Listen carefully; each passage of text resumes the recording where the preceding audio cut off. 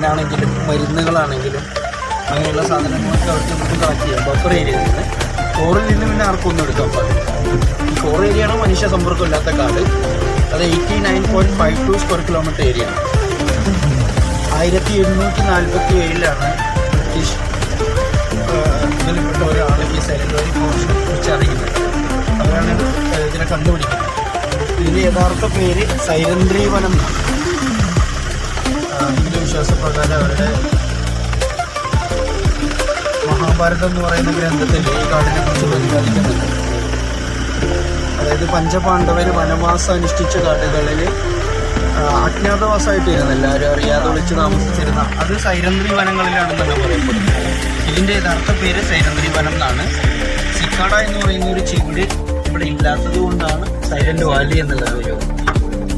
ഇപ്പോൾ പക്ഷെ 5 വർഷമായിട്ടുണ്ട് ഇല്ല. അപ്പോൾ അതൊക്കെ നശിച്ചു പോകും. ഒരുപാട് പ്രക്ഷോഭങ്ങളൊക്കെ ഉണ്ടായപ്പോൾ അന്നത്തെ പ്രധാനമന്ത്രി ഇന്ദിരാഗാന്ധി 1984 ഇത് ഈ പ്രൊജക്റ്റ് ക്യാൻസൽ ചെയ്തിട്ട് ഇതൊരു നാഷണൽ പാർക്കൊക്കെ പ്രപ്പോസ് ചെയ്തത്. 1985 രാജീവ് ഗാന്ധിയാണ് ഇതിൻ്റെ ഇനോഗ്രേഷൻ. അന്ന് മുതൽ പ്ലാന്റേഷനോ കൾട്ടിവേഷനോ ഒന്നും പാടില്ല എന്നുള്ളതാണ്. കാട് എങ്ങനെയാണോ അത് അതുപോലെ നിലനിർത്തുക, അടുത്ത ജനറേഷന് കൈമാറുക. പക്ഷേ കാട് ഈ ഒരു കാട് മാത്രം സംരക്ഷിച്ചുകൊണ്ട് നമ്മുടെ നേച്ചർ ക്ലിയറായി പോകുന്നില്ല. ഇപ്പോൾ ചുരുമലയിലൊക്കെ ഉരുൾപൊട്ടി അല്ലേ, നമുക്കൊക്കെ ഒരുപാട് വിഷമമുണ്ടായ സംഭവമാണ് അത്. പക്ഷെ അതിൻ്റെ കാരണക്കാർ നമ്മളാണ്, മനുഷ്യരാണ്. അപ്പോൾ നമ്മൾ ഇവിടുത്തെ മണ്ണൊക്കെ ശ്രദ്ധിച്ച് നോക്കിയാൽ വളരെ സോഫ്റ്റായിട്ട് തന്നെ കാണാൻ പറ്റും. ഇതിൻ്റെ ഈ മരങ്ങളുടെയും ചെടികളുടെയൊക്കെ ഹാർഡായിട്ടുള്ള ഫ്രൂട്ട്സുകളൊക്കെ അങ്ങോട്ടും ഇങ്ങോട്ടും അതിനിടയിലൂടെ ഉള്ളത് കൊണ്ട് അവർ സ്ട്രോങ് ആയിട്ട് അവിടെ നിൽക്കും. പക്ഷെ നമ്മൾ നമ്മുടെ സൗകര്യങ്ങൾക്ക് വേണ്ടിയിട്ട് മരങ്ങളൊക്കെ വെട്ടിക്കളയും. ബിൽഡിംഗ് ഉണ്ടാക്കാൻ, റോഡ് ഉണ്ടാക്കാൻ, കെട്ടിടങ്ങൾ നിർമ്മിക്കാനൊക്കെ നമ്മൾ ഈ മരങ്ങളെ ഇല്ലായ്മ ചെയ്യും. ഇതുവഴി കാലക്രമേണ അതിൻ്റെ വേരും മണ്ണിൽ നിന്ന് ദ്രവിച്ചില്ലാതെയാവും. ഇപ്പോൾ ഈ നേച്ചറൊന്നും നിങ്ങൾ കാടൊന്ന് ശ്രദ്ധിക്കുകയാണെങ്കിൽ മനസ്സിലാവും. നമ്മൾ ഉയരത്തിലേക്കാണ് പോകുക. സമുദ്രനിരപ്പിൽ നിന്ന് ഒരു 1050 മീറ്റർ ഹൈറ്റ് വരെയാണ് നമുക്കൊന്ന് പോകാൻ പെർമിഷനുള്ള സ്ഥലം. 2383 മീറ്ററാണ് സൈലന്റ് വാലിയുടെ ഹയസ്റ്റ് പീക്ക്, അങ്കിണ്ട എന്ന് പറയും. ആ ഒരു സൈഡ് ഊട്ടി നീലഗിരി ഹിൽസിനോട് ജോയിൻ്റ് ആവുക. പിന്നെ ഒരു സൈഡ് നിലമ്പൂർ ഫോറസ്റ്റിനോടും ജോയിൻ്റ് ആവും. അപ്പോൾ നമുക്ക് ഏറ്റവും ഹൈറ്റിലേക്ക് ഇവിടുത്തെ ഒരു ഭൂപ്രകൃതി അനുസരിച്ച് സമുദ്രനിരപ്പിൽ നിന്ന് ഒരു 1500 മീറ്ററിന് മുകളിൽ നമ്മൾ ചെന്ന് കഴിഞ്ഞാൽ ഇതുപോലെ കാടുണ്ടാവില്ല. പകരം അവിടേക്ക് പുൽക്കുന്നുകളായിരിക്കും. ഒരു പുൽക്കുന്ന് ഷോല ഫോറസ്റ്റ് എന്ന് വിളിക്കുന്ന പുൽക്കുന്നുകളായിരിക്കും, മൊട്ടക്കുന്നുകൾ. അതെ മൊട്ടക്കുന്നുകൾ. അപ്പോൾ ദൈവം ജീവൻ നിലനിൽക്കാനുള്ള ഒരു സംവിധാനത്തിലാണ് ഈ പ്രകൃതിനെ ഒരുക്കിയിട്ടുള്ളത്. അപ്പോൾ നമുക്ക് ജീവനുള്ള ഒരു വസ്തുവിനെ സംബന്ധിച്ചിടത്തോളം വെള്ളം, വായു എന്നൊക്കെ പറയുന്നത് വളരെ അത്യാവശ്യമായിട്ട് ഒഴിച്ചുകൂടാൻ പറ്റാത്ത കാര്യങ്ങളാണ്. ഇപ്പോൾ നമ്മുടെ ശരീരത്തിനെ കുറിച്ച് പഠിച്ചു കഴിഞ്ഞാൽ കഴുത്തിന് താഴേക്ക് 70%, കഴുത്തിന് മുകളിലേക്ക് 80% വെള്ളമാണ്. ബാക്കി രാസപദാർത്ഥങ്ങളുള്ളൂ നമ്മൾ ഈ കാണുന്നതടിക്കും. അപ്പോൾ വെള്ളം എന്ന് പറയുന്നത് നമുക്ക് ഒഴിവാക്കാൻ പറ്റാത്തൊരു സംഭവമാണ്. അപ്പോൾ മഴക്കാലമായി കഴിഞ്ഞാൽ നമുക്ക് മഴവെള്ളം കിട്ടും, വേനൽക്കും നമുക്ക് വെള്ളം വേണമല്ലോ. അപ്പോൾ അതിന് ദൈവം സംവിധാനിച്ച് വെച്ചിട്ടുള്ളൊരു ഇത് കരിവര ട്രൈബൽ വില്ലേജ് എന്ന് പറയും, ആദിവാസി കോളനിയാണ്. ഇതാണ് നമുക്ക് ഈ റൂട്ടിൽ വരുന്ന ലാസ്റ്റ് സെറ്റിൽ ഏരിയ. മൊത്തം അട്ടപ്പാടിയിൽ 3 വിഭാഗം ആദിവാസികളാണുള്ളത്. ഇരുള, കുറുമ്പ, മുടുക എന്ന് പറയുന്ന 3 ടൈപ്പ് ആദിവാസികൾ. ഇപ്പൊന്നും കുടിലുകളൊന്നും കാണാൻ പറ്റില്ല. ഗവൺമെൻറ് നല്ല കോൺക്രീറ്റ് വീടുകളൊക്കെ പണിത് കൊടുത്ത് അവർക്ക് നല്ല വിദ്യാഭ്യാസം കാര്യങ്ങളൊക്കെ കൊടുത്ത് നമ്മളെ പോലെ തന്നെയായി. ഇപ്പോൾ കാഴ്ചയിലൊന്നും പെട്ടെന്നൊരു ആദിവാസിനെ നമുക്ക് തിരിച്ചറിയാൻ പറ്റില്ല.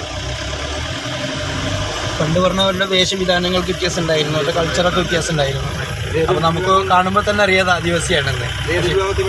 ഇവിടെ 2 വിഭാഗമുണ്ട്, കുറുമ്പരും ഉണ്ട്, ഇരുളരും ഉണ്ട്. വ്യത്യാസമുണ്ട്. ഇവർക്ക് ലിപിയില്ല, ട്രൈബൽ ലാംഗ്വേജ് ആണ്. ഒരു മതങ്ങൾ ഹിന്ദു മതമാണ് ഇവിടെ. മല്ലീശ്വരാണ് ഇഷ്ടദേവൻ. നമ്മുടെ ചെമ്മണ്ണൂരില്ലേ, മുക്കാലിയിൽ നിന്നൊരു 5 കിലോമീറ്റർ നമ്മൾ ആനക്കട്ടി റോഡിൽ സഞ്ചരിച്ച് കഴിഞ്ഞാൽ ചെമ്മണ്ണൂരിൽ നല്ല തിരക്കാണ്. പുറത്തുനിന്ന് ആൾക്കാർക്ക് കാലോട്ടാണ്. പുറത്തുനിന്നൊക്കെ ആളുകൾ. ഫസ്റ്റ് ദിവസമാണ് പുറത്തുനിന്നുള്ള ആളുകളുടെ തിരക്കുണ്ടാവാറുള്ളത്. 2ാമത്തെ ദിവസമാണ് ഇവിടെയുള്ള ആദിവാസികൾ. കാരണം ഇവിടെ വിളക്ക് കത്തിക്കുന്ന ദിവസം ഇവരുടെ വീട്ടിൽ പൂജ കാര്യങ്ങളൊക്കെ ഉണ്ട്. മിസ്റ്റ് വരുന്നുണ്ട്. ഏതെങ്കിലും ഭാഗത്ത് ഇപ്പോൾ മഴ പെയ്ത് തോർന്നിട്ടുണ്ടാവും, അപ്പോൾ മിസ്റ്റ് ഫോം ചെയ്യും. ഇവിടെ നമുക്ക് പെട്ടെന്ന് ക്ലൈമറ്റ് ചേഞ്ച് ആവും.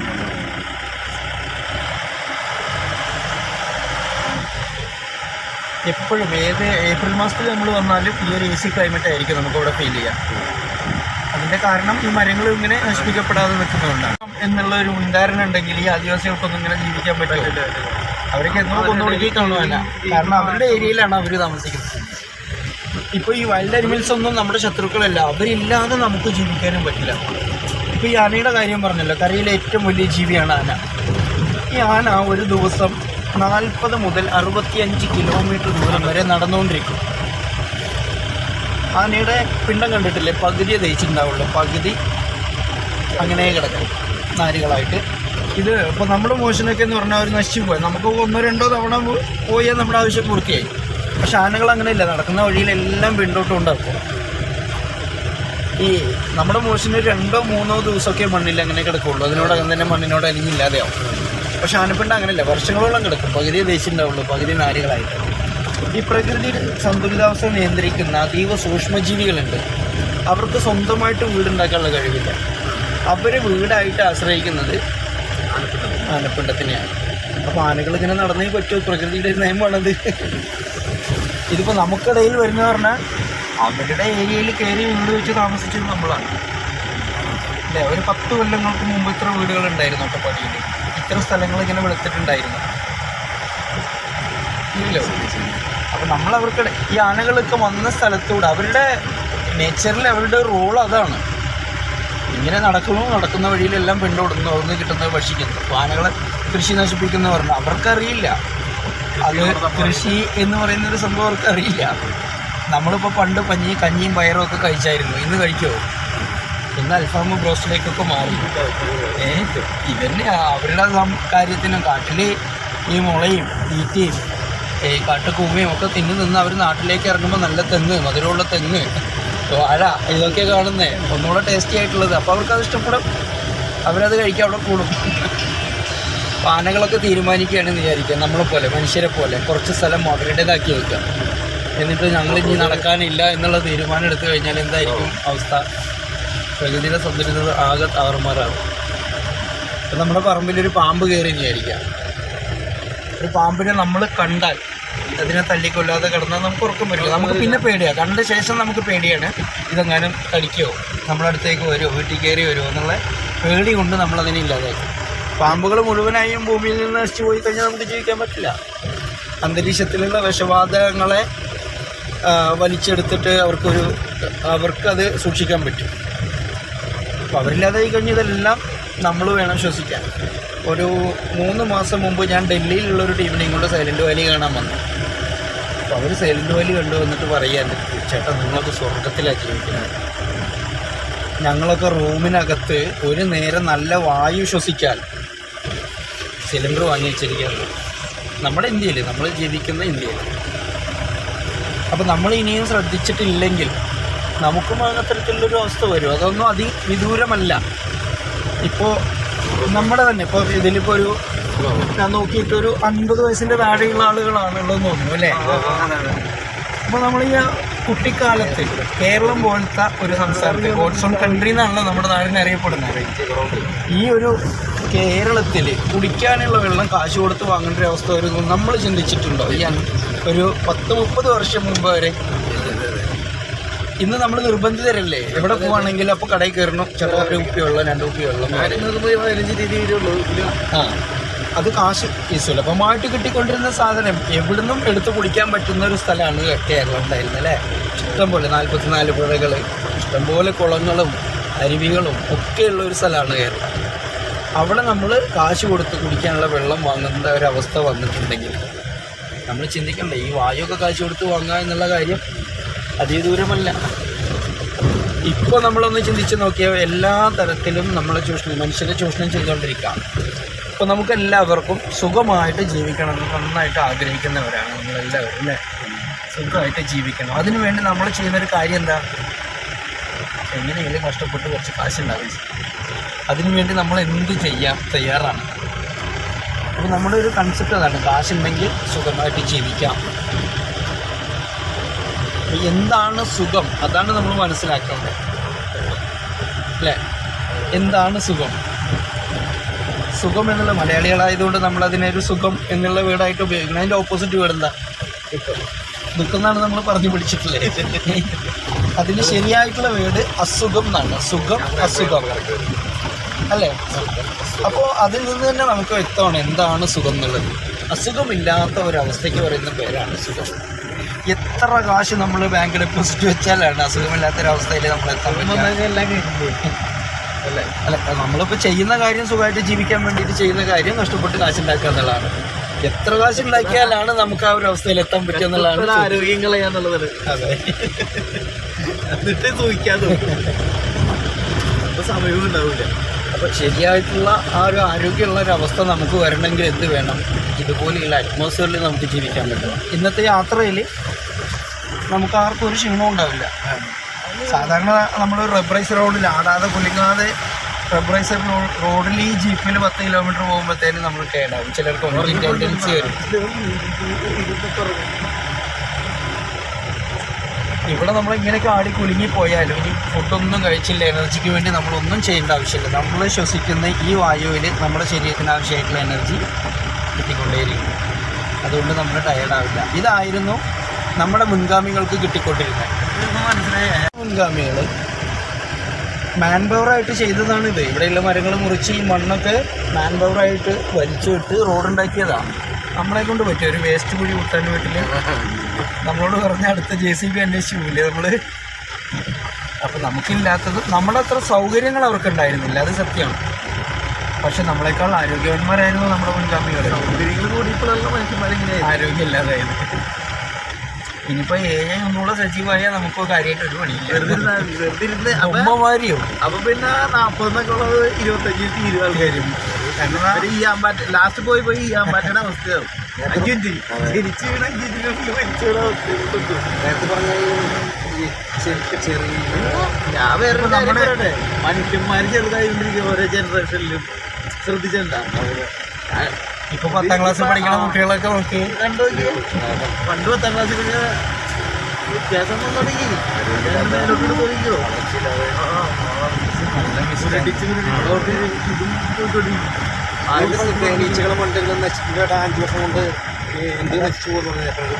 ജീവനുള്ള ഒരു വസ്തു ഉണ്ടാവില്ല എന്നാണ് പറയുന്നത് 5 വർഷത്തിന് ശേഷം. അതായത് ഈ മരങ്ങളും ചെടികളും മനുഷ്യരും ജീവികളും അത് കടന്നലാണ്. ആ, അതങ്ങനെ അവിടെ ഇങ്ങനെ നിൽക്കും, നമുക്ക് ശല്യമൊന്നുമില്ല. പക്ഷെ വീടിൻ്റെ പരിസരത്ത് നമ്മൾ നിൽക്കില്ല. ഇതൊരു 5 കടന്നൽ മനുഷ്യ ശരീരത്തിൽ കടിച്ചു കഴിഞ്ഞാൽ മരണം സംഭവിക്കാം. അത്രയും പോയിസണുള്ള സാധനം.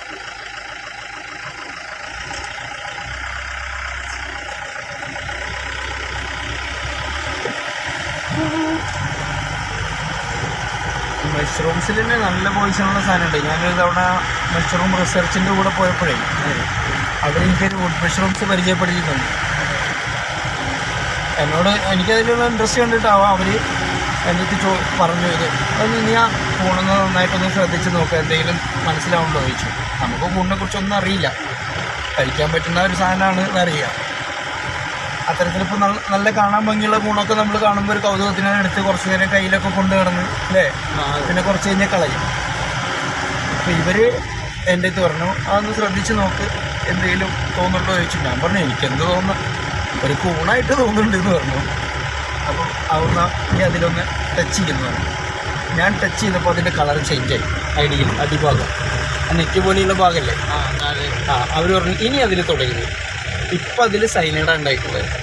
അതായത് ഒരു മഷ്റൂംസിൽ വുഡ് മഷ്റൂംസിൽ സൈനൈഡ് പ്രൊഡ്യൂസ് ചെയ്യുക.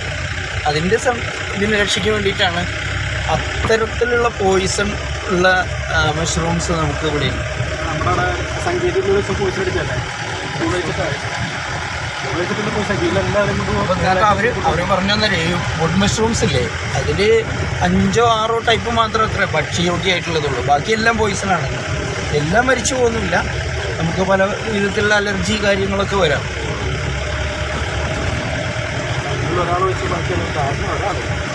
നമ്മുടെ അറിവില്ലായ്മയാണ് ഇത്തരത്തിലുള്ള അപകടങ്ങളിലൊക്കെ എത്തിപ്പെടുന്നത്.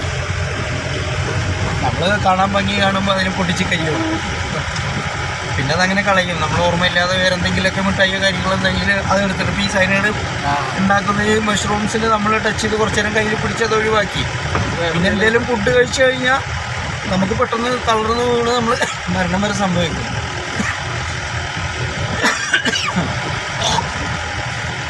നമ്മൾ പോലും അറിയില്ല എന്താ സംഭവിച്ചത്. അതിനുശേഷം ഞാൻ നല്ല ഗുണമാണെങ്കിൽ പോലും കൈകൊണ്ട് എടുക്കാറില്ല. ക്ലൈമറ്റിലാണ് നല്ല തേക്ക് വളരെയുള്ളൂ. ഇവിടെ AC ക്ലൈമറ്റ് ആയതുകൊണ്ട് തന്നെ നല്ല തേക്ക് ഉണ്ടാവില്ല. തേക്ക് മരവും ചൂടാണ്, അതുകൊണ്ട് തന്നെ തേക്കിന് അടിക്കാടുകളും കുറവായിരിക്കും. അപ്പോൾ നമുക്ക് ഈ ഒരു ഫോറസ്റ്റിനെ സംബന്ധിച്ചിടത്തോളം കുറച്ചെങ്കിലും വിസിബിലിറ്റി കിട്ടുന്ന ഒരു ഏരിയ എന്ന് പറയുന്നത് ഈ ഒരു ഭാഗം അടിക്കാടില്ലാത്തതുകൊണ്ട്. ഈ നിൽക്കുന്നതൊക്കെയാണ് ഒറിജിനൽ കസ്തൂരി മഞ്ഞൾ. ഇതൊന്നും നമുക്ക് മാർക്കറ്റിൽ ഇപ്പോൾ ഇത് കിട്ടാനില്ല. ഈ സാധനം ഇത് പറിക്കാനും പറ്റില്ല, ആദിവാസികൾക്ക് പറിക്കാം. ബഫർ ഏരിയയിൽ അവരെന്ന് പറഞ്ഞാൽ ആവശ്യമായിട്ടുള്ള സാധനങ്ങൾ മാത്രമേ കളക്ട് ചെയ്യുള്ളൂ. നമ്മൾ അങ്ങനെയല്ല, നമുക്ക് പെർമിഷൻ തന്നാൽ അത് കംപ്ലീറ്റ് എടുക്കും.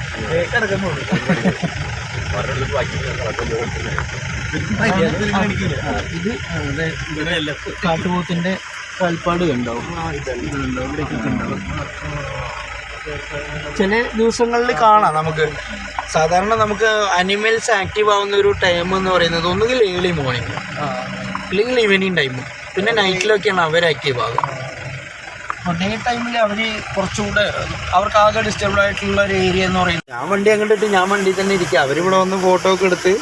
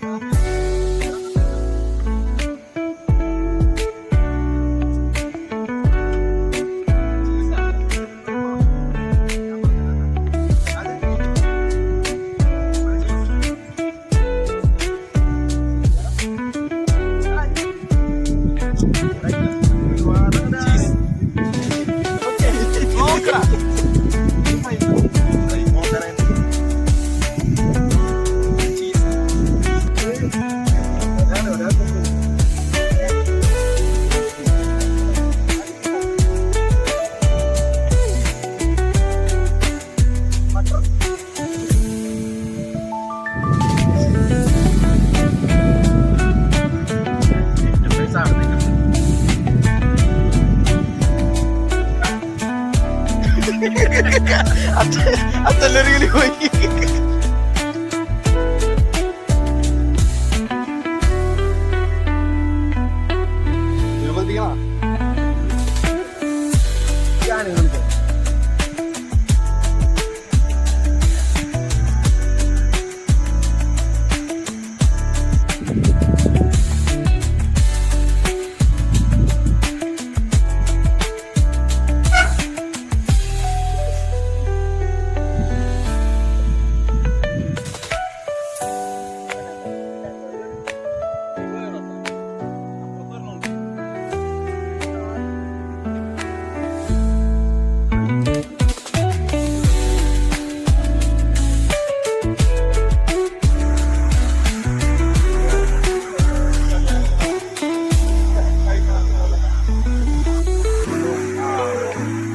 ഇതാണ് കുന്തിപ്പുഴ.